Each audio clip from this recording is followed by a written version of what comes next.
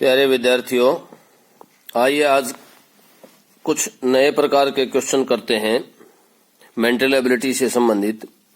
आपको जो स्क्रीन पर दिखाई दे रहा है, निम्नलिखित प्रश्नों में ऊपर एक समस्या आकृति दी गई है तथा नीचे की ओर 4 आकृतियां ए बी सी डी दी गई हैं। उस उत्तर आकृति को चुनिए जिसमें समस्या आकृति छिपी हुई है। तो आपको समस्या आकृति देखना है कि किस ऑप्शन में है।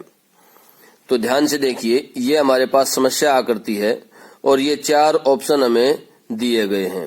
अब ये आकृति किस उसमें ऑप्शन में छिपी हुई है, ये ध्यान से देखिए।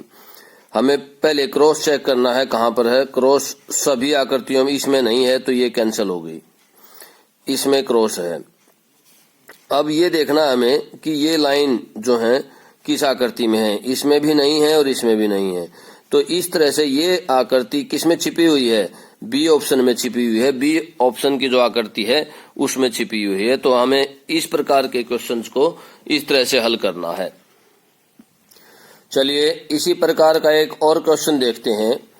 आपको जो चिन्ह दिखाई दे रहा है, स्वास्तिक का चिन्ह दिखाई दे रहा है, इसको ढूंढिए कि इन ऑप्शन में से किस में स्वास्तिक का चिन्ह बना हुआ है। तो इसमें तो है नहीं, इसमें ये स्वास्तिक का टाइप है लेकिन इसमें बीच में खाली जगह है और ये उल्टा बना हुआ है, इससे विपरीत है। अब ये इसमें भी नहीं है। तो यहाँ देखिए, यहाँ सिर्फ एरो जो है वो ज्यादा लगे हुए हैं, नहीं तो ये स्वास्तिक का चिन्ह साफ दिखाई दे रहा है। तो इसका ऑप्शन क्या आ जाएगा? सी ऑप्शन आएगा। अब चलिए अगला क्वेश्चन देखते हैं। ये 1162 से 1166 तक ऐसे ही क्वेश्चन है। नीचे प्रश्नों में प्रत्येक प्रश्न में 4 आकृतियां दी गई हैं। इन 4 आकृतियों में 3 का रूप एक जैसा है, एक भिन्न है। भिन्न आकृति को छांटिए। अब ध्यान से देखिए, आपको 4 आकृतियां दी गई हैं।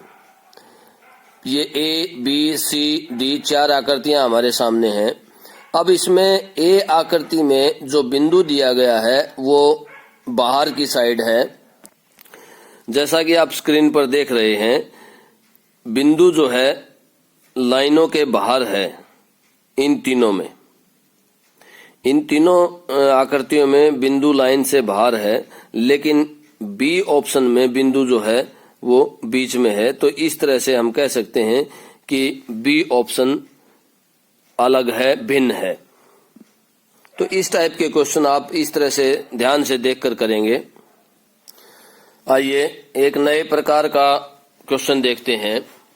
निम्नलिखित शब्दों को शब्दकोश के अनुसार क्रमबद्ध करो और इनमें से पहले आता है उसे चुनिए। तो पहला हमें बताना है, ये जो दे रखे हैं आपको डिक्शनरी के अनुसार इनको बताना है। कैसे? देखिए ध्यान से। टी सभी में पहला अक्षर क्या है? टी है। डिक्शनरी के जो वर्ड्स होते हैं, जो शब्दकोश में शब्द लिखे जाते हैं, वो अल्फाबेट के क्रम अनुसार लिखे जाते हैं। अब टी ई तो सभी में ई है। उसके बाद एम है, एम आर एन और एम। तो यहां पर देखिए, हमने एक क्रम लिखा हुआ है, M N O P Q R, M N O P Q R, या के से शुरू कर लीजिए, K L M N O P Q R. यहां देखिए, आप अपने जो दिए गए हैं उन वर्ड्स में देखिए, एम आया है, एम एन, एम के बाद दूसरे में क्या आया है? आर, और तीसरे में क्या आया है? एन, और चौथे में क्या आया है? एम आया है। तो सबसे पहले एम आता है अल्फाबेट में। तो एम, उसके बाद ये तो दोनों आर वाला और एन वाला तो बाद के हो गए, हमें पहला छांटना है। तो इन दो में से कौन सा पहला होगा? ये देखिए, एम के बाद इसमें भी पी है, इसमें भी पी है।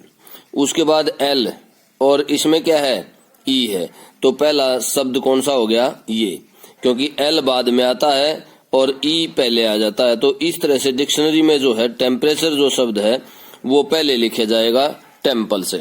तो हमारे पास क्या आंसर आया, डी आंसर आया। तो आपको प्रत्येक स्टेप पर अल्फाबेट के हिसाब से चेक करना है। तो इस तरह के क्वेश्चन अक्सर एक क्वेश्चन जरूर आ जाता है पेपर में, तो इस बात का ध्यान रखें। अब देखिए एक नए प्रकार के क्वेश्चन को देखते हैं कि उस विकल्प को छांटिए जो दिए गए शब्द के अक्षरों से बनाया जा सके।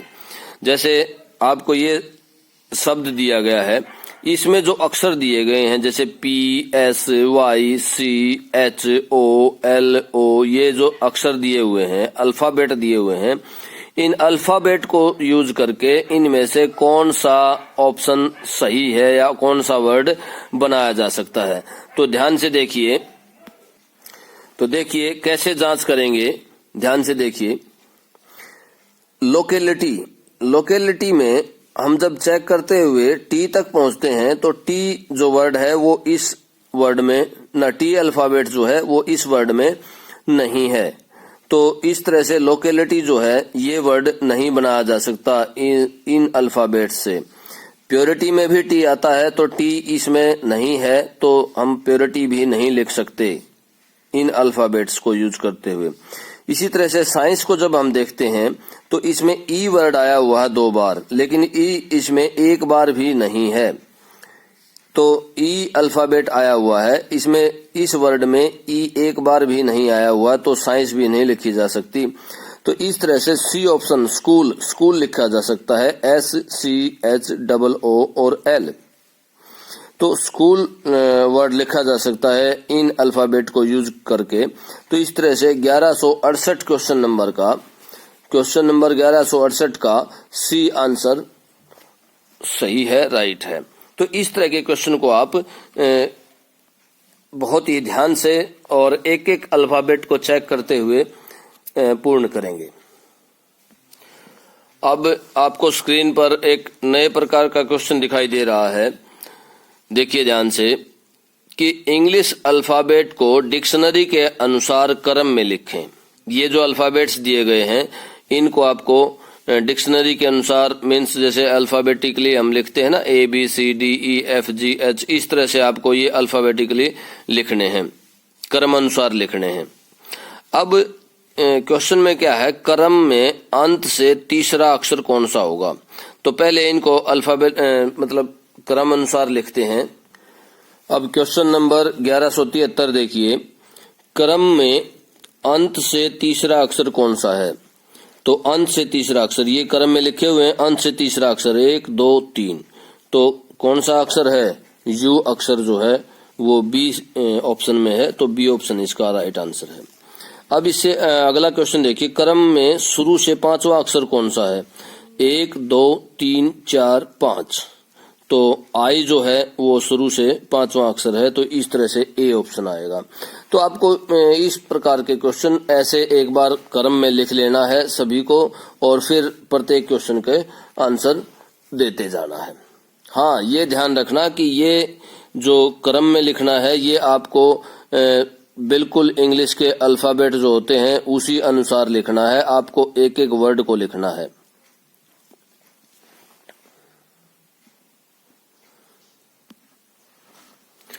ठीक है, ओके, थैंक यू।